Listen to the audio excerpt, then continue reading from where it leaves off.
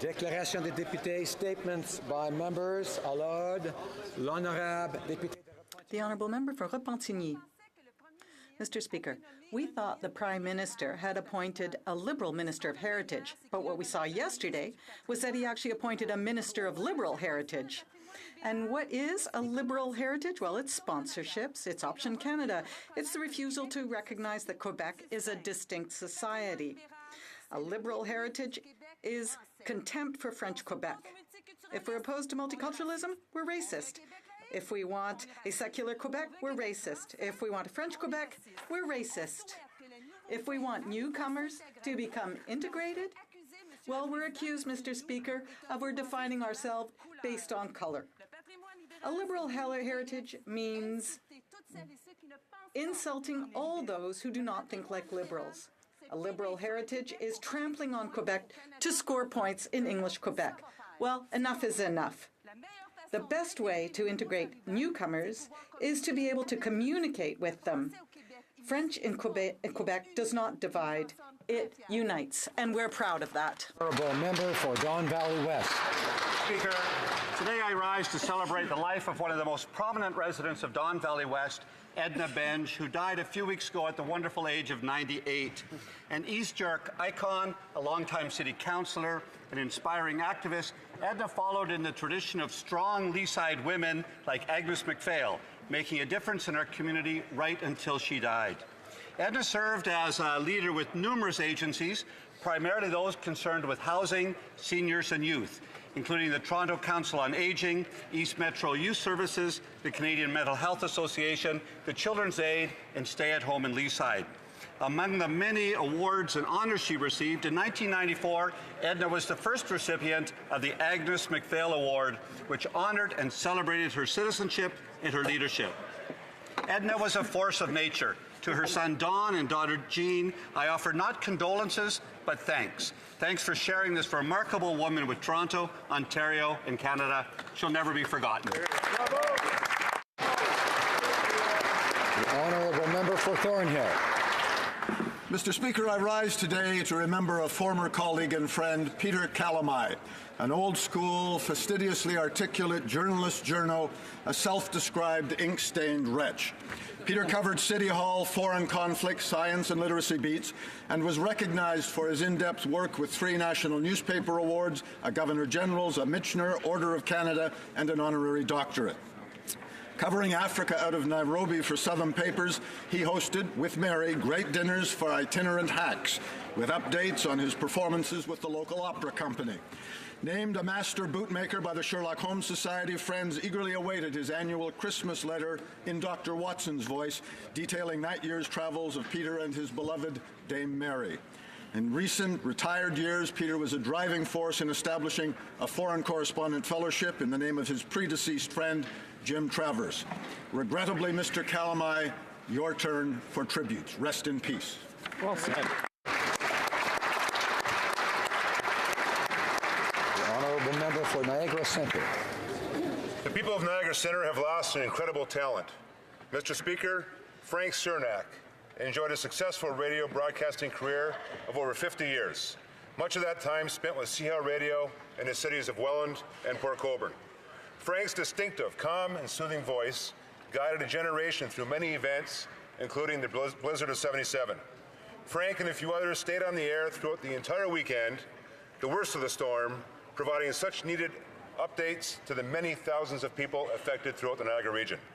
While he may have been known for his voice, Frank was beloved for his selfless dedication to our entire community. A frequent volunteer, Frank was a sought-after master of ceremonies, giving his time to the many community events, such as the Rose Festival in the city of Welland. Mr. Speaker, our thoughts and our prayers are with Rose, Frank's wife of over 60 years, and all of his many family and friends. While Frank may have left us, the legacy, his modesty, his kindness, wit, and his charm will not soon be forgotten. Thank you, Mr. Speaker.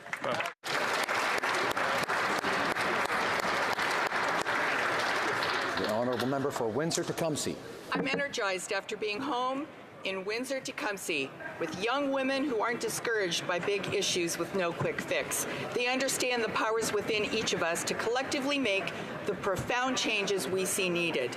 Jada Malott, Mira Gillis, Maya McHale, Gabby Wilkinson, thank you for standing up against exploitation, hunger, pain, and violence. Don't stop, because so many don't yet have a strong voice.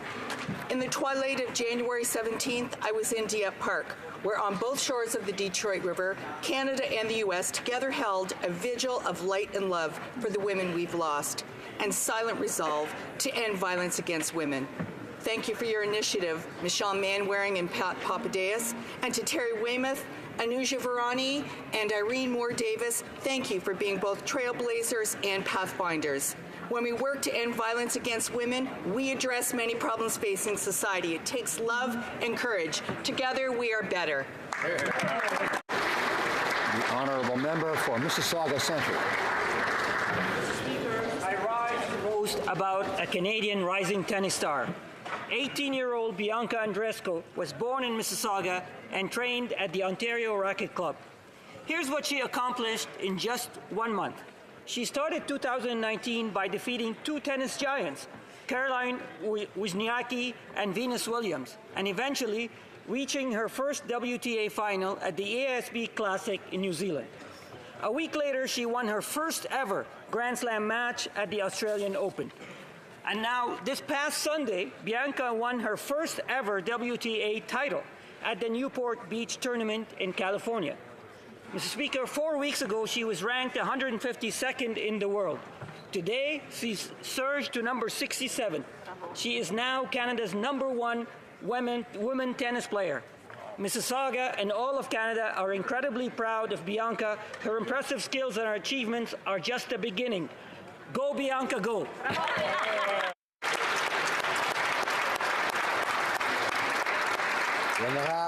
The honourable member for Montmagny-Lillet, Kamouraska, Rivière-du-Loup. Thank you, Mr. Speaker. Welcome to 2019, when the budget was supposed to be able to balance itself for those who still believe in liberal promises. The Prime Minister has said yes to all possible spending options, and all he's had to do with a stroke of the pen is just spend everyone's money. But Canadians are going to have to pay this back soon. There are going to be increases in taxes, there's going to be decreases in tax credits for transit, and there are going to be increases in prices for everything. 45% of Canadians are $200 away from the brink, and yet the government wants to tax more just to make up for its mistakes. Let's just forget about another mandate. This government now is going to need another 8 to balance the budget. It can't be balanced till 2040 if it stays in power. Mr. Speaker, Canadians were fooled once, but they won't be fooled again. The honourable member for Vancouver Centre. Mr. Speaker, today I rise to commemorate a special birthday in my riding. PUSH International Performing Arts Festival is a signature event in Vancouver's arts and culture sector, celebrating its 15th anniversary this month. Since 2003, PUSH has gone from a 3-show series drawing 2,500 people to 21 performances at 3 Vancouver venues, drawing international audiences with its thought-provoking program. Every January, this unique multidisciplinary festival promotes diversity, inclusion, and creativity while providing performers with an outlet to push the limits of their art. This is all thanks to founder Norman Almore, whose bold vision has guided PUSH to its place today. In the last 2 years, federal government has given PUSH $1 million to ensure its success.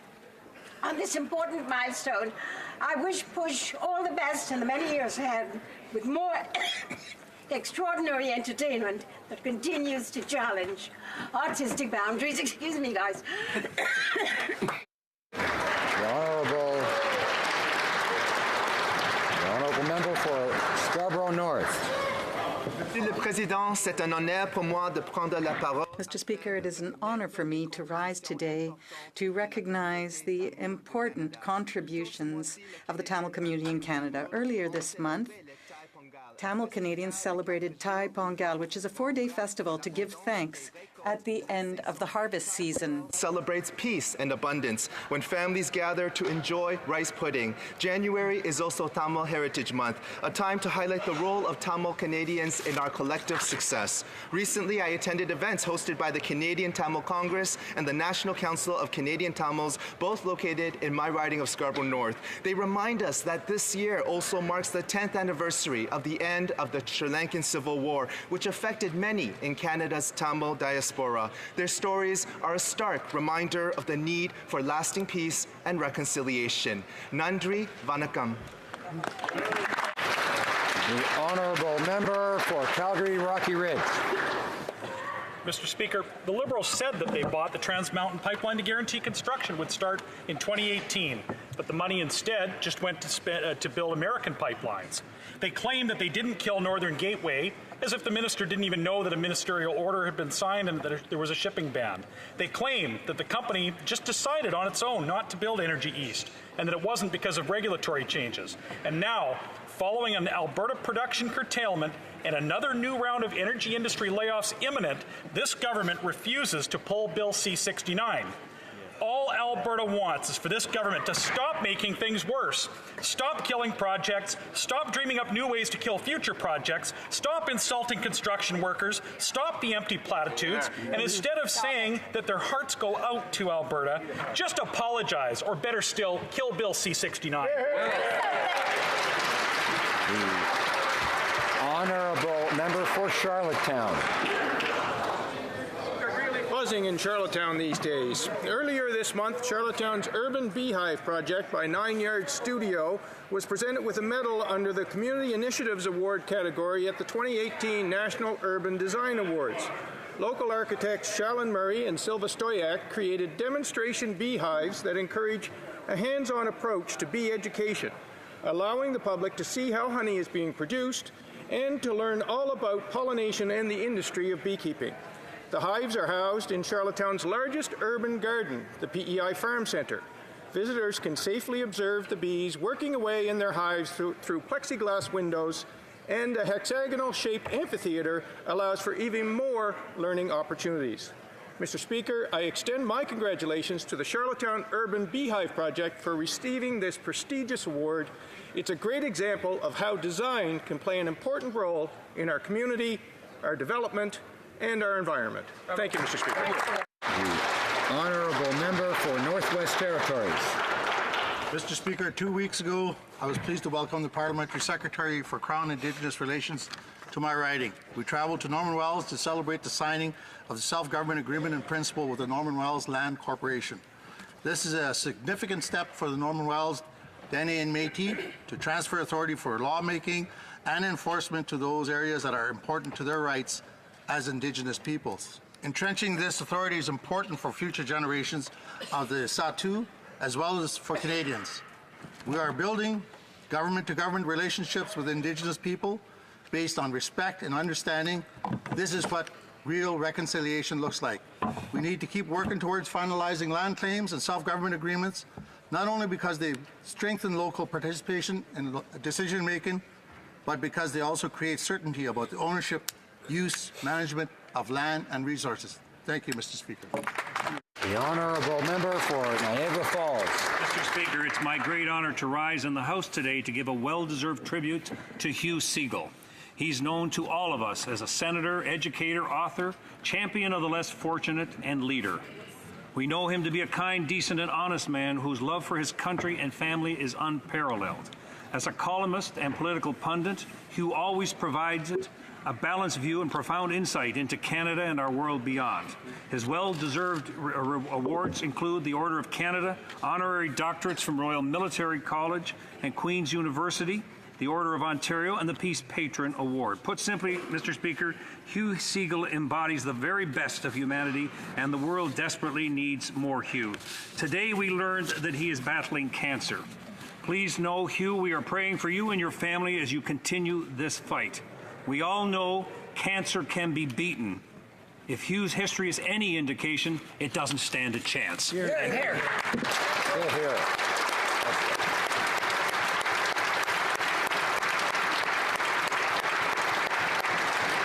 Honorable député de Laval The Honourable Member for Laval-les-Îles. Mr. Speaker, Pierre de Banet, a personal friend and one of our own, died on January 9, 2019. I would like to honour his memory and thank him for helping me personally and sharing his wise advice. He was the first Canadian of Lebanese descent to sit in the House of Commons and the Senate over 45 years. His political life included serving in many portfolios under Pierre Elliott Trudeau. Pierre de Banet studied and taught law and passionately defended the French language and his community on the Lower St. Lawrence. He was known for his wisdom, and this great man paved the way for other Canadians of Lebanese descent, including myself. My dear colleagues, let us pay tribute to Pierre de Banet. Thank you. The Honourable Member for London Fanshawe. Mr. Speaker, the federal government has a responsibility to provide Canadians with sustainable, affordable, universal, and accessible health care. We have repeatedly heard the Prime Minister declare himself a feminist. Meanwhile, health care providers, such as the VON, worry about their ability to provide quality care to seniors in their homes. Seniors' needs are increasingly complex, requiring the services of professionals who are now being forced out of home care into other health sectors because of low pay. This government could demonstrate commitment to its promises by implementing and funding wage parity for healthcare providers. Canadian workers, Canadian seniors, Canadian families, indeed, Canadian women are worth it. Hear, hear. The Honourable Member for Sarnia-Lambton. Mr. Speaker, today is Bell Let's Talk Day. 1 in 5 Canadians will experience a mental health issue in their life. Across the country, we're seeing increases in mental health issues, including dementia, suicide, and addictions. We need to feel free to talk about these issues without any stigma and to come with solutions. I want to thank the many people in my riding of Sarnia-Lambton who are working hard to help increase services for those living with a mental health illness. Today, I'm asking MPs to join in the mental health conversation through any and all of your social media channels. Hear, hear. For every text message, wireless, and long-distance call made by Bell Canada and Bell Alliant customers, Bell will donate 5 cents more towards Canadian mental health programs. Hear, hear. Mental health is a serious priority for Canadians, so let's talk. Hear, hear.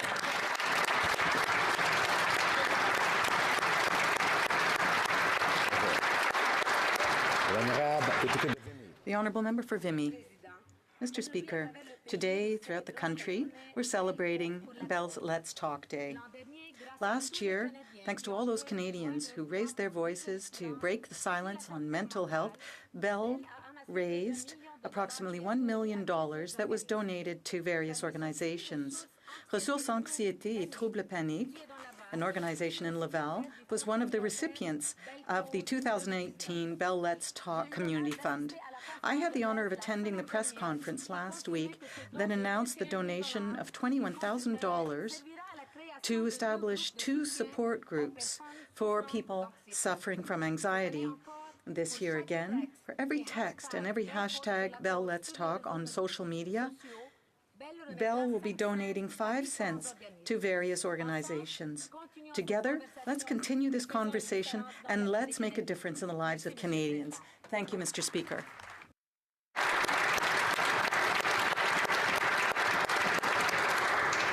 Questions orales, oral questions. The Honourable Leader of the Opposition.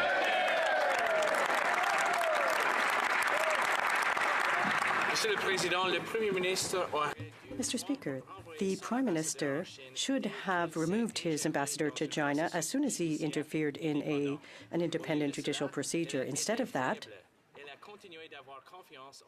he showed weakness and had confidence in the ambassador and allowed him to cause more damage when Canadians' lives are at stake. Why did the Prime Minister wait so long before removing his representative? The Honourable Prime Minister. Regarding China, we will stand for the rule of law. We will respect our commitments internationally, and We will always put the security of Canadians first. I would urge the Leader of the Opposition not to make a judgment when it comes to foreign policy on an issue like this, because he is the one who took to pro-Brexit in a very divisive context in the UK. L'opposition. Well, Mr. Speaker, it's clear that our international partners are quickly losing respect for this Prime Minister. And it's no wonder. After clowning around in India, inviting a convicted terrorist along, he was then forced to accept concession after concession from Donald Trump, all the while managing to anger our partners in Japan and Australia. And now Canadians are paying for his mistakes when it comes to our relationship with China. So once again, why did he show such weakness and wait so long to fire his own ambassador?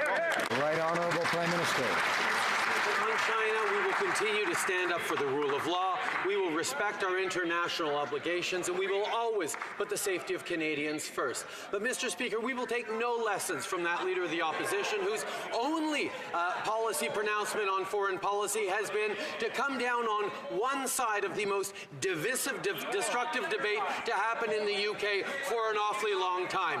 People will understand if we take no lessons from the Harper Conservatives or from that Conservative on Canada's place in the world. Honourable Leader of the Opposition. Well, that Prime Minister came down on the losing side of that debate in the United Kingdom, Mr. Speaker.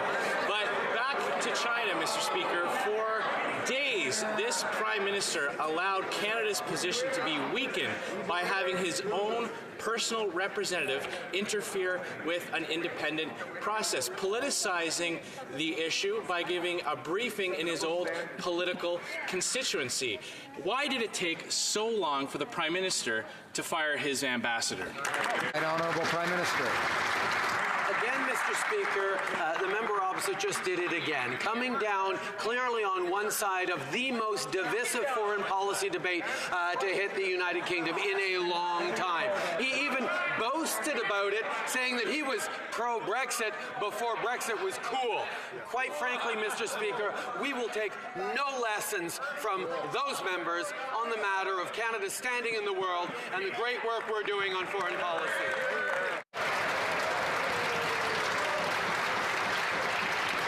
Order.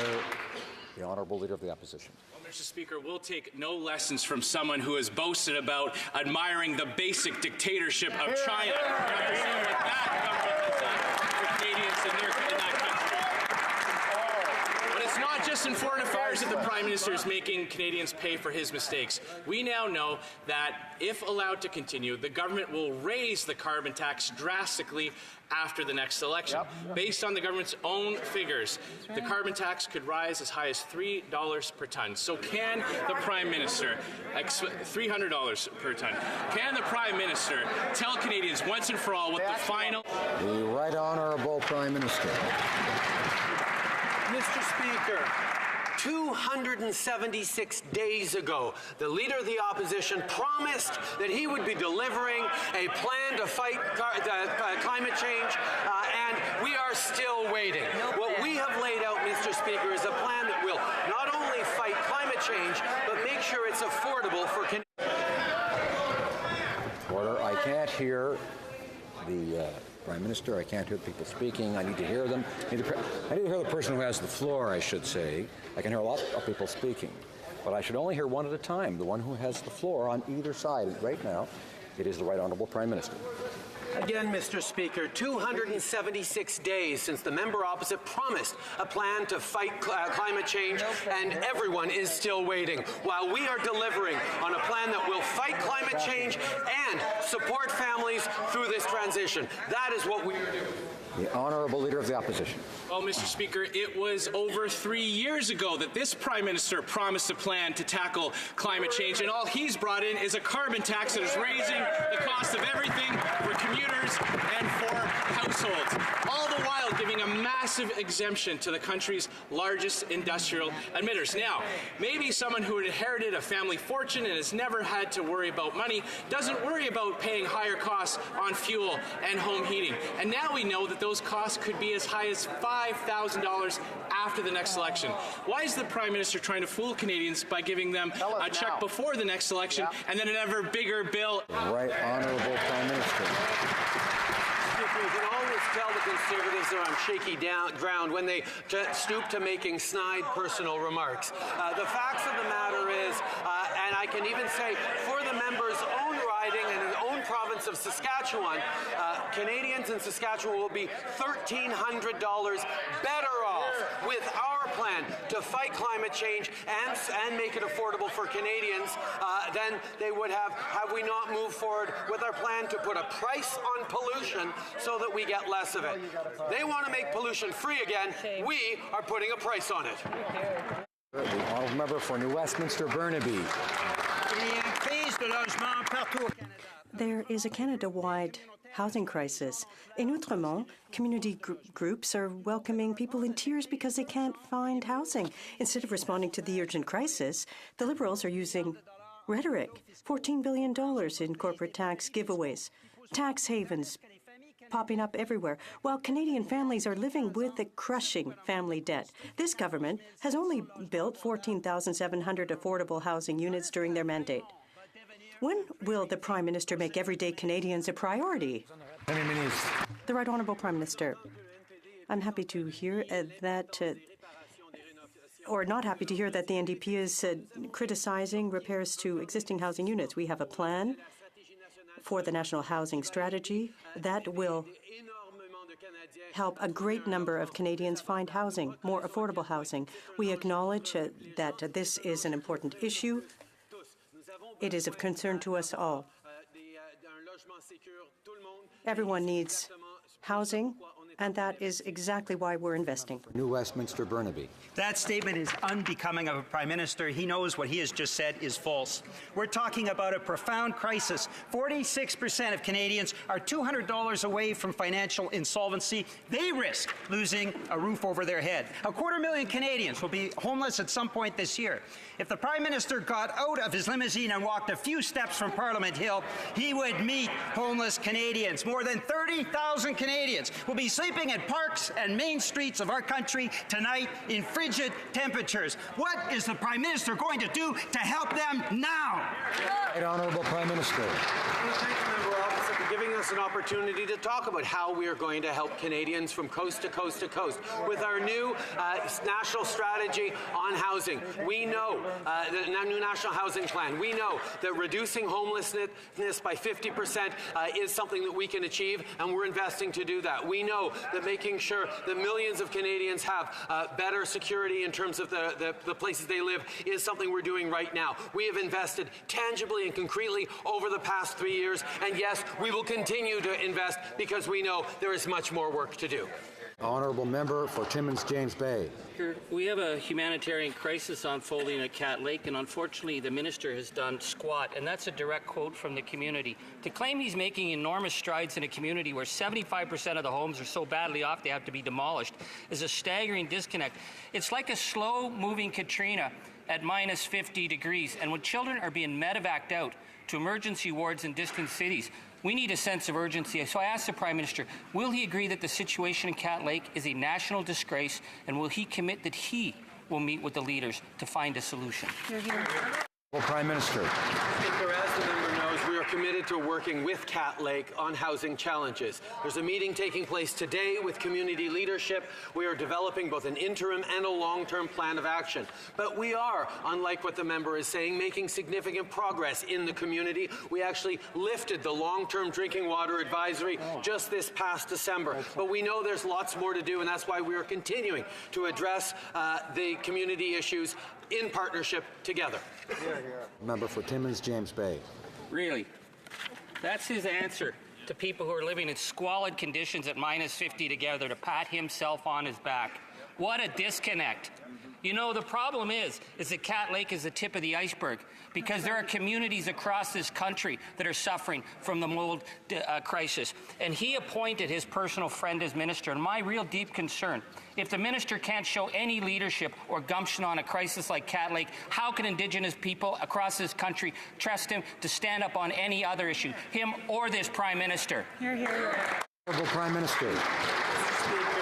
Over the past 3 years, we have made unprecedented investments in partnership with Indigenous peoples right across this country to reduce and eliminate many long-term drinking water advisories, to invest in housing, to open up new schools, to make sure we're creating more health care, more mental health, more clinics. We are investing in partnership with Indigenous communities right across the country. But as the member so eloquently says, there is much more work to do, and we will continue to invest, to grow, to work in partnership, because there is no relationship more important than that we have with Indigenous peoples. The Honourable Member for Richmond-Arthabaska. Mr. Speaker, we've got a deficit of $80 billion. Canadians today are paying more taxes than under the previous Conservative government. And, if you can imagine, yesterday the Liberals and the Prime Minister voted against a motion, a Conservative motion, calling on them to simply table a plan to return to a balanced budget without raising taxes. After the carbon tax, which will cause the price of gas at the pump to go up 60 cents, what other taxes will the Prime Minister slap on Canadians? The Right Honourable Prime Minister. Mr. Speaker, 3 years ago, Canadians were fed up with the Conservative approach under Harper on the economy, an approach that consisted in giving benefits to more well-off Canadians, and we didn't see economic growth or job creation, and it didn't work for 10 years, and that's why Canadians turned to us. We have invested in communities. We have helped the middle class. And yes, we have cut taxes for the middle class. The average Canadian family has $2,000 more in their pockets than they did under the Harper regime, and we will continue to. The Honourable Member for Richmond-Arthabaska. Mr. Speaker, that's all false. The problem is that the Prime Minister thinks that a budget balances itself. It's incredible. But the problem is that people are having to pay for these mistakes, these failures, these unbridled expenditures. Who are those people? Workers, entrepreneurs, parents, Canadians. Canadians are paying for this. After the carbon tax, what other taxes will they be imposing on Canadians in order to pay for that unbridled spending? The Right Honourable Prime Minister. Mr. Speaker, I find it disappointing that a Quebec member is not concerned by the fact that his leader promised us over 276 days ago to present a climate plan, and there's no plan to deal with climate change. No plan whatsoever to help Canadian families. No plan to invest in the economy of the future. We know that Quebecers and all Canadians are very concerned by the environment, and that's why we see the opportunity to put a price on pollution, to create good jobs for Canadian families. Or Carleton. A February 2017 Finance Canada document to the minister says that after the next election, the carbon tax will have to go up. A 2015 document from Environment Canada says the price could reach as high as $300 a ton.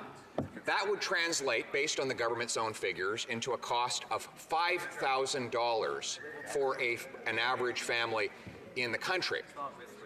Now, the Prime Minister is responsible for being truthful before the election, not just after. How much is the final price of the carbon tax? Honourable Prime Minister.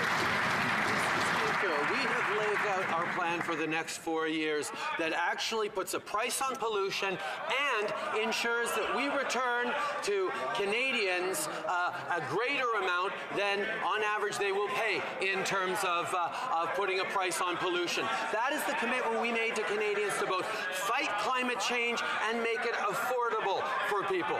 That is something that the member opposite takes issue with, but perhaps he should take issue with his leader, who has refused to put forward his plan to fight climate change for the past 276 days, even though he promised it.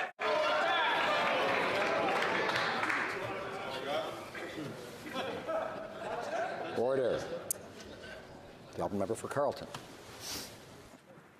So now we know the political strategy. They'll give a check of a few $100s before the election, and then a bill of up to $5,000 after the election, when they no longer need voters but still need their money.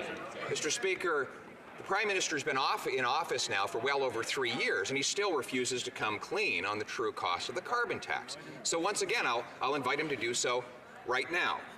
How much is the full and final price of the carbon tax? Honourable Prime Minister.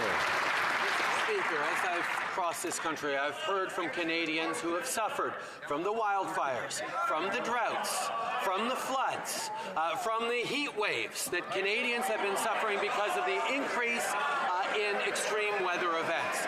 Canadians know we need a plan to fight climate change, and we need to make it affordable for regular people. And that's exactly what our plan does. We are putting a price on pollution because we need less pollution. The Conservatives, other than wanting to make pollution free again, haven't come forward with their plan, despite having promised it $276. Honourable Member for Carleton. Only a trust fund millionaire who inherited a massive family fortune would accept a $200 check as compensation for a future $5,000 a year bill. Everyday Canadians who have to pay their own bills and work hard for their own money know that that's a ripoff. These same Canadians are only a couple $100s short of failing to pay their bills already. Why won't the Prime Minister be truthful and tell them how much is the final price of his carbon tax? Right Honourable Prime Minister. Canadians know the price of inaction would be monumental, but we do recognize that we need to build the economy of the future and put a price on pollution in a way that supports regular families in this time. And that's exactly what we're doing by returning money directly to Canadians because we know that supporting families and making life affordable while we fight climate change is essential. The member opposite has no plan to fight climate change, and indeed his leader promised it 276 days ago and still hasn't delivered. Member for Carleton. Speaker, I have now said 3 times in a row that the carbon tax could rise up to as much as $5,000 based on the government's own figures in the government's own documents. And 3 times he has refused to rule that out. Now, $5,000 is not a lot of money if you've inherited a big family fortune. And therefore, he's not worried about money because he's never had to worry about money. Mr. Speaker, everyday Canadians do worry about their money. Will he tell them the truth? What is the full and final cost of the carbon tax? Honourable Prime Minister. Mr. Speaker, the snide personal attacks are all about distracting from the fact that they have no plan for the future of our economy, no plan to fight climate change, no plan to help families through the transforming economy. These are the things that we are focused on. We have been focused on from the very beginning. We lowered taxes for the middle class and raised them on the wealthiest 1%. We delivered a Canada Child benefit that makes a huge difference right across the country, including 16,000 kids in the member opposite's own riding for $48 million a year in the riding of Carleton. Order. I want my honourable friend, the member for Prince Albert, to know that even though he's a ways off, I can still hear him very clearly, but I prefer to hear him when he has the floor, not when someone else has the floor. I'm not the honourable member for Desnetting, Mississippi, Churchill River. Mr. Speaker, in northern Saskatchewan, more and more people are becoming homeless or live in houses that are overcrowded or infested with mold. In Hatchet Lake, as many as 20 people are sharing a single home that is unsafe to live in. Instead of taking this crisis seriously, the Liberals only say that more work needs to be done. Northern families can't wait any longer for this Prime Minister to act. Does he have a plan to address the northern housing crisis? Yes or no? Honourable Prime Minister. Mr. Speaker, not only do we have a plan to address that crisis, we started to put it in place years ago. I can highlight that in Budget 2018, we put $600 million towards First Nation housing, $500 million towards Métis Nation housing, and $400 million for an Inuit-led housing plan. We know we need to continue to work to close the unacceptable gap in housing for Indigenous peoples. There is much more to do, but we are acting, not just talking about it. We are delivering for families right across the country, and will continue to work hard to do exactly that. For North Island Powell River. Mr. Speaker, there's a First Nations elder in my riding whose house is so riddled in mold that it is a serious health hazard to him and his family. After being approved for a CMHC loan to fix it, he was told that he would have to pay all the costs up front. This is a person that just makes ends meet barely. So because he couldn't pay those costs up front, the loan was canceled and he is now living in that mold-infested house. This Liberal government is failing Indigenous communities. Where is the National Indigenous Housing Strategy?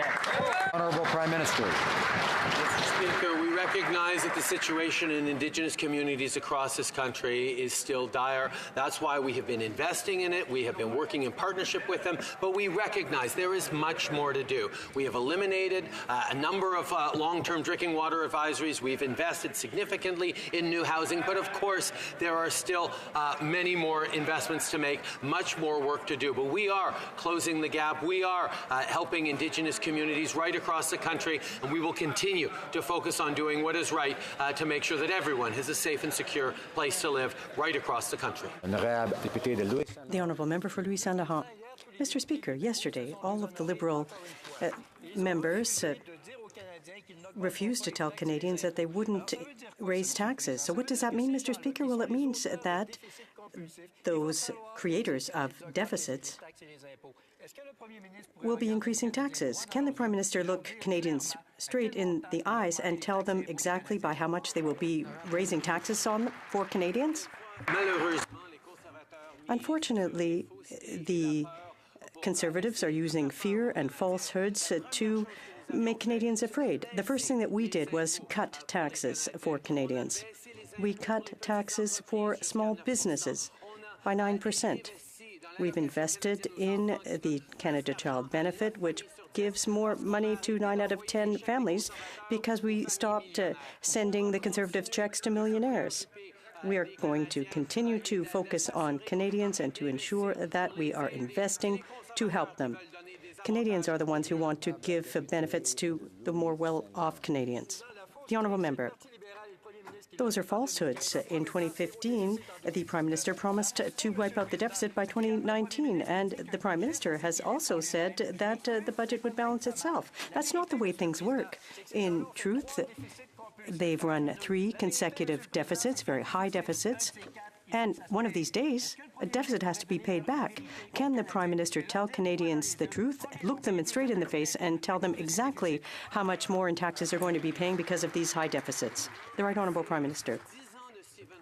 Under 10 years of the Stephen Harper, the Conservatives added $150 billion to the national debt. Under Stephen Harper, for 10 years, they had the lowest growth rate since the Depression. I understand why Canadians wanted a new approach, and that's why they chose the Liberal government, which has invested in our communities, which has provided more money for the middle class. But what do we see, Mr. Speaker? 800,000 new jobs created over 3 years and the lowest unemployment rate in 40 years. We are investing in Canadians. House Leader. Mr. Speaker, never before has the government been so mired in ethical scandals as these Liberals. The Prime Minister himself broke ethics laws, Liberal ministers involved in shady cash for access events, and now we've just learned that the former Liberal MP from Brampton East, the same one who has a massive gambling debt, had a huge Liberal fundraiser where he reportedly raised approximately $600,000, Mr. Speaker. There are a lot of questions around this fundraiser that so far the Liberals are not answering. Can the Prime Minister tell us, did the Minister for Innovation or any other one of the Liberal ministers... The Right Honourable Prime Minister. Speaker, Canadians have a right to openness and transparency in political fundraising, and that is why we may move forward with new legislation to ensure that political fundraising is done under new, transparent, open rules. We have been doing that for close to a year now. It is time, Mr. Speaker, for the Conservative Party to abide by those rules as well, to talk about who is actually donating to the Conservative Party, who is attending fundraising events with their leader, and making sure they're opening them up to media the way that we are. We are open and transparent in our fundraising. Why are they still being... Order. The Honourable Opposition House Leader. Mr. Speaker, that was entire fabrication. I know the Prime Minister has problems with the truth, but maybe it's time that he actually came clean with some facts. There are questions around this $600,000 fundraiser. Who went to the fundraiser? Were there ministers in attendance? What happened with over $600,000 that was raised for a Liberal MP with massive gambling debts? Simple questions, simple answers. What's he hiding? Who is he protecting? Honourable Prime Minister. I can assure this House that Liberal fundraisers follow all the rules in openness, transparency, and accountability. We actually strengthened those rules. But it is, Mr. Speaker, the Conservatives who are continuing to hold fundraisers in secret, continuing to keep from Canadians who is donating, how much, who is attending. We have invited the media to attend our fundraisers. They're still being secretive about their fundraising. Canadians want to know who's paying for the Conservative Party of Canada. Honourable member for order.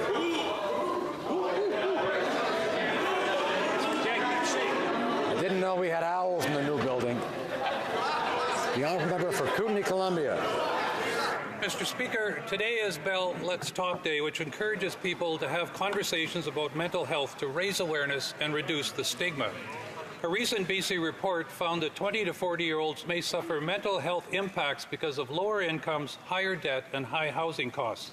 A woman in my riding living with mental health challenges told me how she has to live in a storage unit, and sadly, it's true. We need to address both mental health challenges and the housing crisis because for many people, they go hand in hand. Will the Liberal government take action now to address these very serious issues for Canadians? Prime Minister.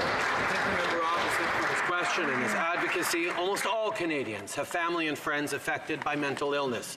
Today and every day, but today is an important day to support those around us, especially those who suffer in silence. We want to ensure Canadians get the support they need when and where they need it. We've made the largest investment in Canadian history for mental health services, $5 billion in Budget 2017. And we've targeted investments specifically amongst Indigenous peoples, Black Canadians, veterans, homeless Canadians. There is much more to do, Mr. Speaker, but today, like every day, we need to talk more about mental health. Honourable Member for Hochelaga. Mr. Speaker, since 2012, Habitation Nicolet, a seniors' residence in Hochelaga, has been undergoing major renovations, forcing residents to relocate for 6 years. All because the funding for social housing is announced bit by bit every year. What's worse, thousands of units are now boarded up in Montreal. The most vulnerable are the ones who are paying for this lack of a long-term vision. Why, despite all the Liberal spin, do we still have such unacceptable delays? The Right Honourable Prime Minister. Mr. Speaker, we fully agree that for far too long the federal government had withdrawn from investing in housing, and that is why we set up a national housing strategy. $40 billion will be invested in communities all across the country. We've invested in seniors housing. We've invested to combat homelessness. There's much more still to be done, but for 2 or 3 years we've been investing to make up for the damage that was done, to build new housing units, and we will continue investing in the most vulnerable. East York. Mr. Speaker, this question for the Prime Minister comes from my Beaches East York Youth Council, written by Mika Kay. The UN reports that our planet will reach the crucial threshold of 1.5 degrees Celsius above pre-industrial levels by 2030. Our planet is already 2/3 of the way there. Canadians make up roughly 0.5% of the world's population, but we contribute 2% of total greenhouse gas emissions. What initiatives has the government taken, and what initiatives will the government continue to take to reduce this? Honourable Prime Minister. The member for Beaches East York for his question and for his Youth Council question. The IPCC report is a sobering reminder that we need to tackle climate change, and our government is taking action. We have a practical, affordable plan to cut pollution and create good middle-class jobs. It includes phasing out coal, supporting more than 1,000 public transit projects across the country, and putting a price on pollution. While the Conservatives want to make it free to pollute, we will continue to move forward for Canadians. For Milton. Speaker, the former president of the Treasury Board told this House that the only document that he had with respect to the Mark Norman case was a letter on which he was copied. Now, he probably told the RCMP the exact same thing when he was interviewed by them. And it's interesting, though, that just days after he steps back from cabinet, he suddenly has his lawyers going into court and singing a quite different tune on this issue, which is he has many personal documents that he wishes to submit. When did the Prime Minister know that the President of the Treasury Board had personal documents and was withholding this? The Right Honourable Prime Minister. As I've said repeatedly, politicians have no involvement in decisions on this matter. The notion that any politician was involved in those decisions is completely false. Of course, I won't comment any further as the matter is before the courts. Honourable Member for Milton. Mr. Speaker, Admiral Norman was the second highest ranking officer in the Canadian military, and so far we have heard that documents have been withheld from him. Access to information requests have been deliberately sabotaged so as not to turn up any documents. We've learned today about private dinners and conversations and little meetings that happen with the Prime Minister and his inner circle that have surprisingly no notes or documentation to go along with them. This is very concerning. And you know what else, Mr. Speaker? The fact that this Prime Minister stands here and says that there's no political interference when he himself cast Mark Norman in guilt before the charges were being even laid is ridiculous. The Right Honourable Prime Minister. As I've said repeatedly, politicians have no involvement in decisions on this matter. I, of course, have regular interactions with the Chief of Defence Staff. In this instance, the Chief notified me of steps being taken regarding this individual. The notion that any politician was involved in those decisions is completely false. I won't comment further as the matter is before the courts. The Honourable Member for Charlesbourg-Haute-Saint-Charles. Mr. Speaker, on Monday, the Liberal government announced another $114 million for illegal immigrants. The same day, the Liberals shut the door on sponsoring parents and grandparents after just 10 minutes. Under this Prime Minister, if you come into the country illegally, you're allowed to stay, you're allowed in right away, and you're given a free hotel room. If you're a grandmother trying to enter legally, the door is slammed in your face. Why is the Prime Minister making Canadians pay for his mistakes? The Right Honourable Prime Minister. The Conservatives are playing politics with people's lives. What they did when they were in power was 160,000 people backlog, 8 years of waiting for family sponsorships. We've cut processing times to under 2 years. We did away with the backlog, and we quadrupled the number of people who can apply for family reunification. That's our record, Mr. Speaker. For Calgary Nose Hill. Prime Minister isn't creating more actual spots for legal immigrants. He's only created a no-hope waiting list. A waiting list isn't the same as getting entry into this country. Instead, he's created a gold-plated express entry lane for who? People illegally entering our country from upstate New York. Canada's Conservatives will restore fairness to Canada's immigration system because, Mr. Speaker, why should Canadians keep paying for this Prime Minister's mistakes? Prime Minister. Here is what Canada's Conservatives actually did in 10 years in power. They created a backlog of over 167,000 cases for family sponsorship and an 8-year wait time for families to be reunited. In the past 3 years, we've cut wait times to under just 2 years for family reunification. We've cleared the backlog. And yes, Mr. Speaker, we've quadrupled the number of people who could apply for family sponsorship. That is what we're doing to bring families together, Mr. Speaker. Honourable Member for Windsor West. Motors closed its Windsor plant. It shut the door on 100 years of workers' sweat, dedication, and pride. Today, parking lot. Has the floor.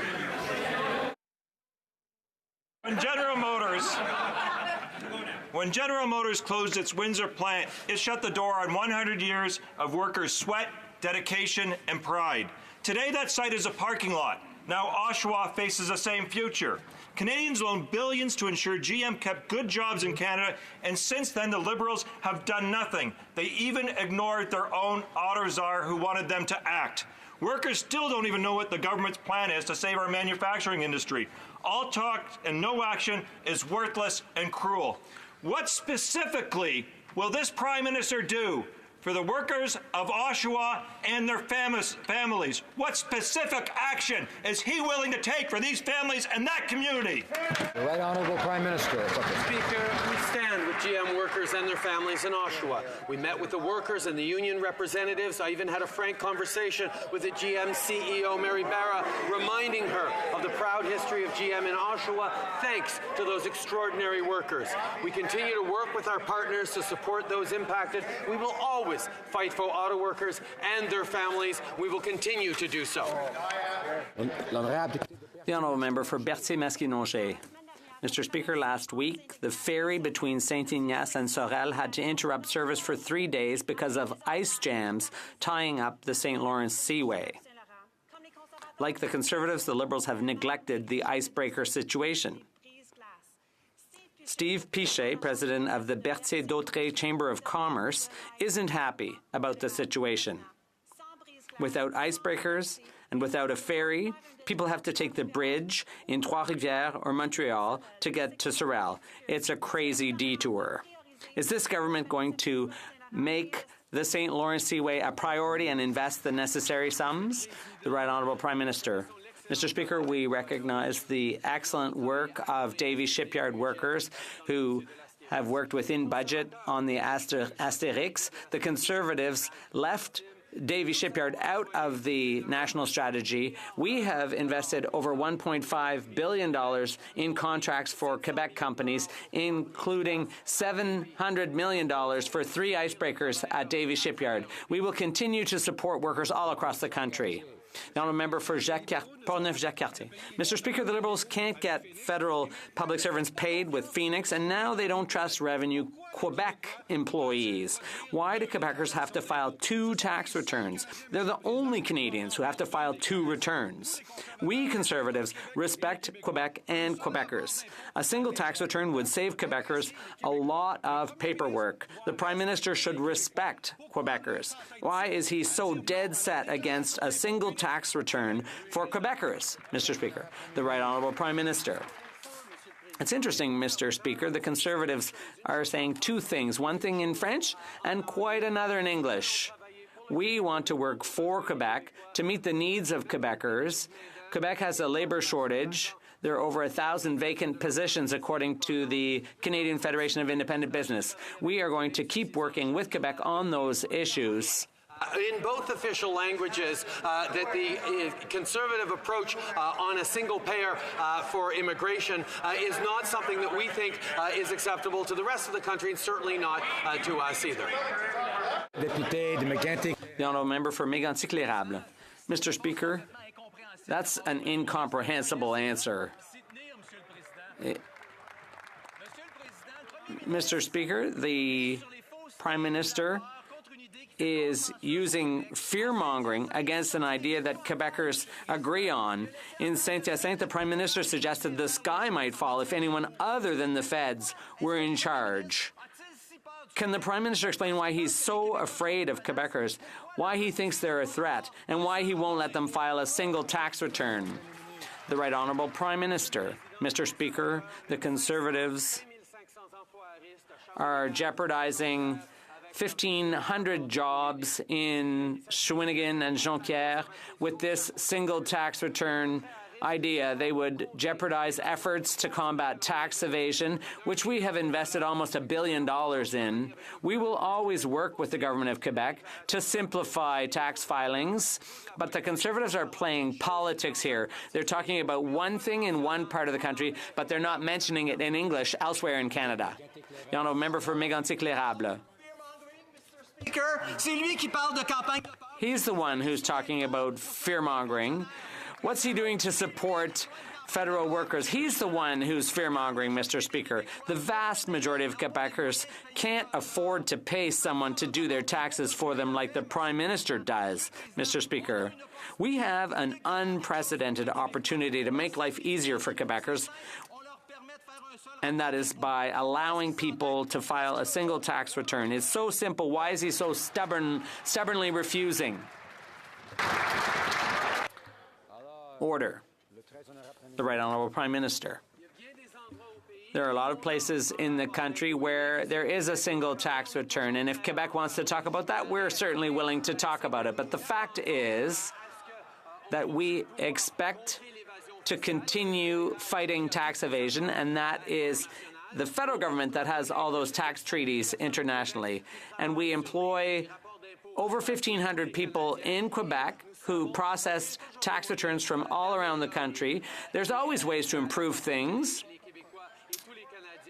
in terms of the way Quebecers and Canadians file their tax returns, and we're always willing to work with Quebecers and their government. The Honourable Member for Marc-Aurèle-Fortin. Mr. Speaker, our government recognizes the valuable contributions seniors make to Canadian society. We're doing everything we can to ensure their well-deserved comfort and security. Could the Prime Minister tell the House what our government has accomplished for seniors and what we intend to do to acknowledge their contribution to Canadian society? The Right Honourable Prime Minister. I'd like to thank the member for Marc-Aurèle-Fortin for his question. Our government got down to work for seniors as soon as we took office. We brought the OAS and GIS eligibility back to 65, thereby lifting 100,000 seniors out of poverty. We raised the GIS benefits for the most vulnerable seniors living alone, helping 900,000 seniors in Canada. We invested $6 billion in home and palliative care. To take things further, we're holding consultations to further help seniors, Mr. Speaker. He has managed to keep one of his promises. His promise to phase out the oil sands. Oh, shame. Due to the Prime Minister's failures on pipelines, CNRL is laying off up to 1,000 people. Wow. This is on top of the 120,000 energy workers who have already lost their jobs. Incredible. This pain is going to be felt across Canada. 1 in 7 manufacturing jobs in Ontario is directly linked to the oil sands. Energy workers in Canada can no longer pay for this Prime Minister's mistakes. What is he doing to get these highly skilled Canadians back to work? Honourable Prime Minister. Mr. Speaker, we recognize that to move forward on energy projects in this country, we need to do it the right way. That is, in partnership with Indigenous peoples and respecting the concerns of Canadians, including environmental concerns. And we know that for 10 years, the Harper Conservatives failed to do just that. They did not understand that you have to stand up for the environment, that you have to work with Indigenous peoples. That's exactly what we're doing. The Federal Court of Appeals judgment laid out a blueprint for doing this in the right way, and that's exactly the blueprint that we are following, Mr. Speaker. We know getting our resources to new markets is a priority. Honourable Member, order for Victoria. In the recent cabinet shuffle, the Attorney General was removed from her role. Then, Grand Chief Stuart Phillips said that her removal as Attorney General demonstrates the Prime Minister's, quote, lack of resolve to address Canada's deplorable relationship with Indigenous peoples. Then, in a written statement, the former Attorney General suggested she was removed from her role for, quote, speaking truth to power. So through you, Mr. Speaker, to the Prime Minister, what could she have meant? Well, Prime Minister. Speaker, we have demonstrated consistently that no relationship is more important than that with Indigenous peoples. And that's why we've moved forward in partnership to both respond to the services needed in Indigenous communities, from drinking waters to housing, to a broad range of educational and community investments, to restoring a better relationship in terms of rights, in terms of recognition, in terms of reconciliation. This is what we are focusing on, and it is a all-of-cabinet approach. The entire government is... The honourable member for New Brunswick Southwest. Order. Mr. Speaker, going off to college or university is a significant time in our lives. Parents and students alike plan for this important milestone, expecting personal growth and professional opportunities in return for their significant investments. But we know that 41% of all sexual assault cases across Canada were reported by students. Can the Minister for the Status of Women tell this House what our government is doing to end gender-based violence on post-secondary campuses? Thank you. Good question. Prime Minister. I want to thank the member of New Brunswick Southwest for her question. No one should be subject to acts of violence, period. Incidents of sexual assault on school campuses remain one of the most often reported types of violence since Me Too. Nearly half of sexual assault reported in Canada are committed against women aged 15 to 24. That's why our government is working with an advisory committee of survivors, students, and partners that will create a national framework to end gender-based violence on campuses. No students should experience violence in this important part of their lives, and we are taking action. For Caribou, Prince George. Mr. Speaker, it's important for us to talk about mental health issues. It truly is the only way that we can break the stigma associated with mental illness and mental injury. 223 days ago, this House passed a bill to create a national strategy to combat PTSD, making Canada the first country in the world to adopt legislation aimed at combating PTSD. 223 days, and this Liberal government has failed to do anything to move this strategy forward. When will this Prime Minister stop delaying and take action on developing this important national strategy to combat PTSD? Prime Minister. Mr. Speaker, we have made some of the largest investments in Canadian history for mental health services, $5 billion in budget 2017, but of course there is much more to do, and that's why I'm happy to confirm that this spring we will be moving forward with the plan to fight PTSD that the Minister of Public Safety and Security will put forward. The honourable member for La Pointe de Lille. Mr. Speaker, it was there for all to see yesterday. To the Liberals, a Quebec that wants French spoken is a racist Quebec. If you say we Quebecers, you're racist. The Quebec government's desire for permanent residents to have knowledge of French, or the Bloc's desire for citizenship applicants in Quebec to have knowledge of French, well, to the Liberals, that's racist. Will the Prime Minister condemn the unacceptable things his minister said, starting by supporting the Bloc's bill on adequate knowledge of French? The Right Honourable Prime Minister. Mr. Speaker, the Constitution of Canada defends the rights of minorities living in minority situations all across the country, and we will continue to defend the Constitution despite what the Bloc is trying to say. We are going to respect the Constitution and defend both official languages all across the country.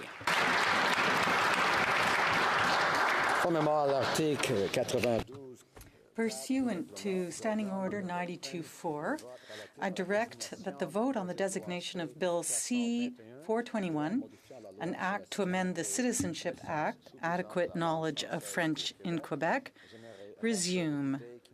I'd like to remind members that they may obtain their ballot from the table officer seated on their side of the chamber.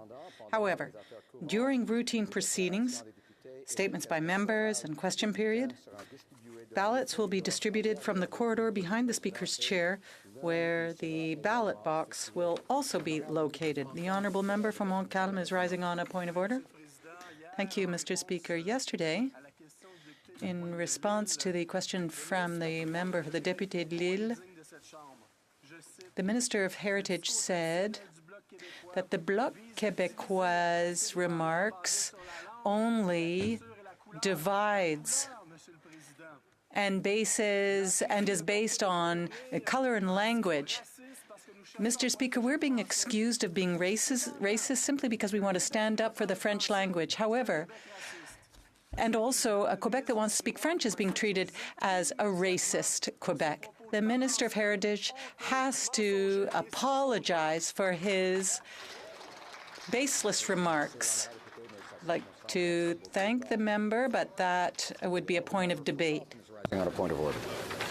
As is customary, I made reference to a document and wish to table in the House. The document is an Environment Canada briefing note showing that the carbon tax will be $300 per ton, which means a $5,000 tax on the average family. I ask that we table this